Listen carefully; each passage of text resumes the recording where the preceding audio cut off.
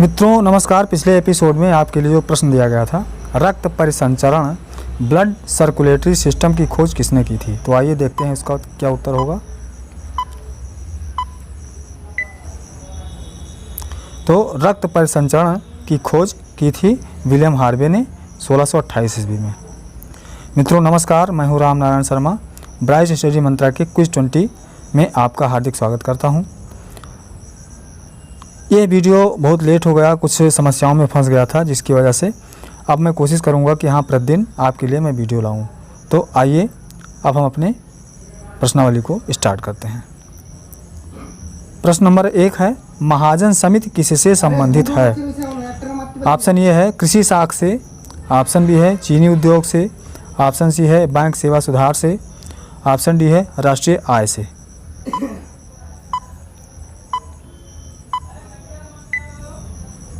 तो महाजन समिति संबंधित है चीनी उद्योग से, जिसका उत्तर ऑप्शन बी में दिया गया है। अगला प्रश्न, प्रश्न नंबर 2, परावैंगनी किरण की खोज किसने की थी? अल्ट्रावायलेट रेज की खोज किसने की थी? ऑप्शन ए है रिटर ने, ऑप्शन बी है रांजन ने, ऑप्शन सी है न्यूटन ने और ऑप्शन डी है हर्शेल ने।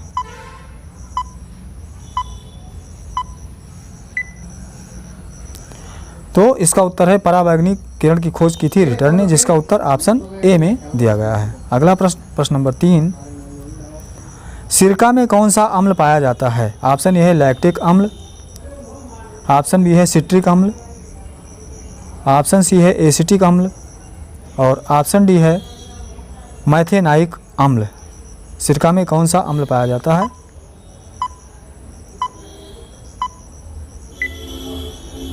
तो सिरका में पाया जाता है एसिटिक अम्ल, जिसका उत्तर ऑप्शन सी में दिया गया है। अगला प्रश्न, प्रश्न नंबर 4,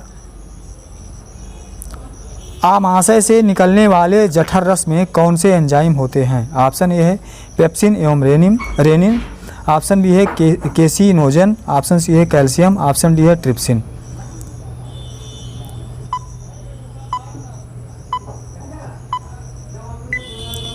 तो आमाशय से निकलने वाले जठर रस में पाया जाता है जो एंजाइम, वो है पेप्सिन एवं रेनिन, जिसका उत्तर ऑप्शन ए में दिया गया है।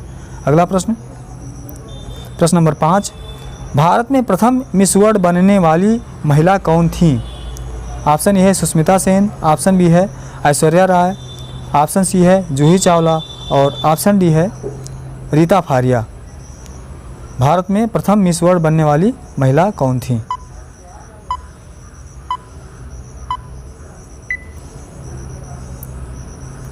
तो इसका उत्तर है रीता फारिया, जो ऑप्शन डी में दिया गया है।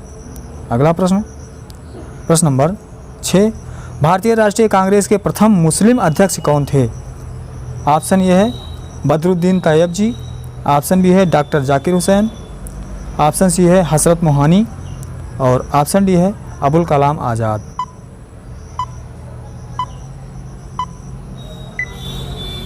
तो भारतीय राष्ट्रीय कांग्रेस के प्रथम मुस्लिम अध्यक्ष थे बदरुद्दीन तैयब जी, जिसका उत्तर ऑप्शन ए में दिया गया है। अगला प्रश्न, प्रश्न नंबर 7, स्मारकों की नगरी किसे कहा जाता है? ऑप्शन ए है वियना ऑस्ट्रिया को, ऑप्शन बी है बेलग्रेड को, ऑप्शन सी है थाईलैंड को और ऑप्शन डी है नीदरलैंड को।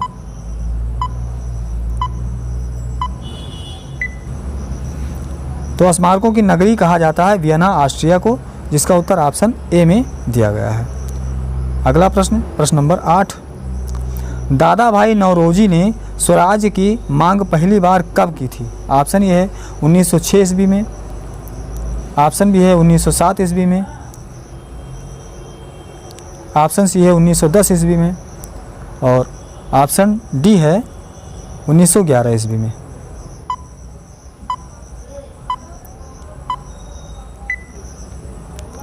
तो दादा भाई नौरोजी ने स्वराज्य की मांग पहली बार की थी 1906 ईस्वी में, जिसका उत्तर ऑप्शन ए में दिया गया है।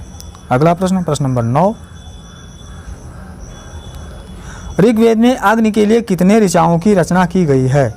ऑप्शन ए है 200, ऑप्शन बी है 250, ऑप्शन सी है 275 और ऑप्शन डी है 300। ऋग्वेद में अग्नि के लिए कितने ऋचाओं की रचना की गई है?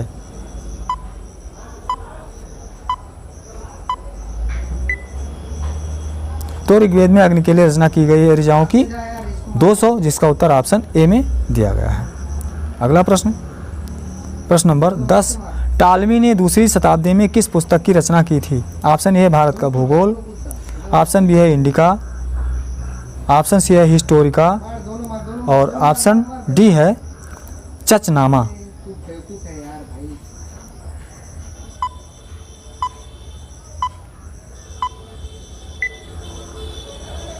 तो टालमी ने दूसरी शताब्दी में जिस पुस्तक की रचना की थी वो है भारत का भूगोल, जिसका उत्तर ऑप्शन ए में दिया गया है। अगला प्रश्न, प्रश्न नंबर 11, इतिहास का पिता किसे कहा जाता है?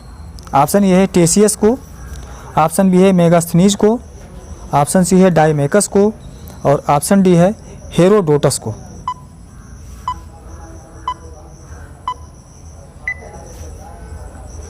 तो इतिहास का पिता कहा जाता है हेरोडोटस को, जिसका उत्तर ऑप्शन डी में दिया गया है। अगला प्रश्न, प्रश्न नंबर 12, चीनी यात्री फाह्यान किस शासक के शासनकाल में भारत आया था? ऑप्शन ए है चंद्रगुप्त प्रथम, ऑप्शन बी है चंद्रगुप्त द्वितीय और ऑप्शन सी है हर्षवर्धन तथा ऑप्शन डी है अशोक के शासनकाल में चीनी यात्री फाह्यान किस शासक के शासनकाल में भारत आया था? तो चीनी यात्री फाह्यान चंद्रगुप्त द्वितीय के शासनकाल में भारत आया था, जिसका उत्तर ऑप्शन बी में दिया गया है। अगला प्रश्न, प्रश्न नंबर 13, हजरत मोहम्मद साहब का जन्म कब हुआ था? ऑप्शन ए है 570 ईस्वी में, ऑप्शन बी है 578 ईस्वी में, ऑप्शन सी है 580 ईस्वी में और ऑप्शन डी है 590 ईस्वी में।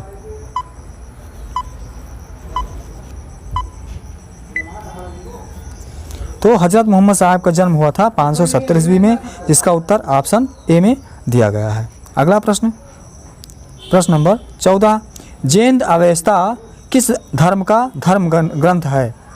जैन अवेस्ता किस धर्म का धर्म ग्रंथ है? ऑप्शन ए है ईसाई धर्म, ऑप्शन बी है पारसी धर्म और ऑप्शन सी है हिंदू धर्म तथा ऑप्शन डी है बौद्ध धर्म।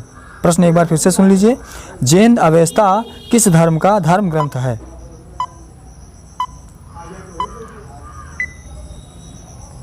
तो जैन अवेस्ता है पारसी धर्म का धर्म ग्रंथ, जिसका उत्तर ऑप्शन बी में दिया गया है। अगला प्रश्न, प्रश्न नंबर 15, वर्तमान में किसी राष्ट्र की क्षमता का आकलन किया जाता है किससे? ऑप्शन ए है उसके सैन्य बल से, ऑप्शन बी है उसके अर्थ बल से, ऑप्शन सी है उसके सूचना बल से और इन सभी से।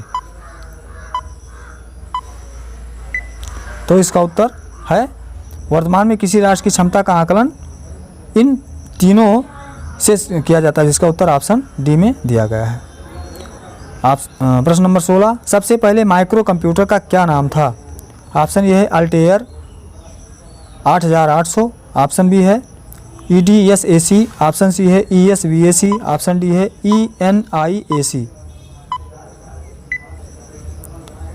तो सबसे पहले माइक्रो कंप्यूटर का नाम था अल्टेयर 8800, जिसका उत्तर ऑप्शन ए में दिया गया है। प्रश्न नंबर 17, ट्रैकोमा रोग में शरीर का कौन सा अंग प्रभावित होता है? ऑप्शन ए है नेत्र, ऑप्शन बी है गला, ऑप्शन सी है नाक और ऑप्शन डी है कान।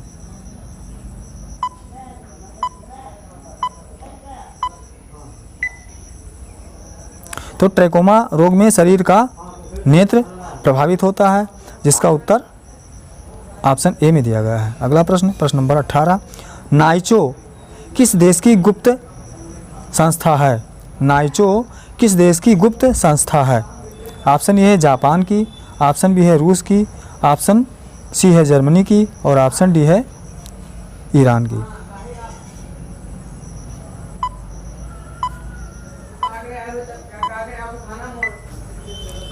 तो नाइचो है जापान की गुप्त संस्था, जिसका उत्तर ऑप्शन ए में दिया गया है। प्रश्न नंबर 19, बिजली के पंखे का आविष्कार किसने किया था? बिजली के पंखे का आविष्कार किसने किया था? ऑप्शन ए है कोल्ट ने, ऑप्शन बी है व्हीलर ने, ऑप्शन सी है हेनरी बेसेमर ने और ऑप्शन डी है डेनिस पाइपिन ने। रुका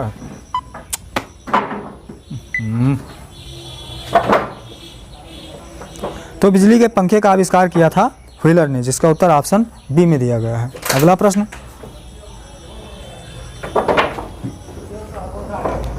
प्रश्न नंबर 20, नियंत्रक एवं महालेखा परीक्षक की नियुक्ति किसकी सलाह पर राष्ट्रपति द्वारा की जाती है?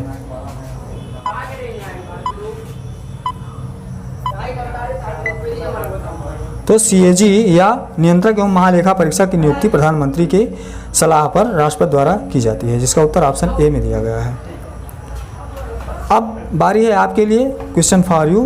तो आपको बताना है इस प्रश्न का उत्तर। वर्तमान महामहिम राष्ट्रपति श्री रामनाथ कोविंद जी ने अपना पदभार किस तिथि को संभाला था या किस तिथि को ग्रहण किया था? इसका उत्तर सिंपली आप जाएंगे कमेंट बॉक्स में और कमेंट बॉक्स में लिख देंगे। जो भी हमारा जो है परिवार में से कोई इस उत्तर का पहले उत्तर देगा उसका नाम जो है अपने चैनल पे प्रसारित करेंगे। तो मित्रों, ये एपिसोड 41 आपको कैसा लगा? अगर अच्छा लगा हो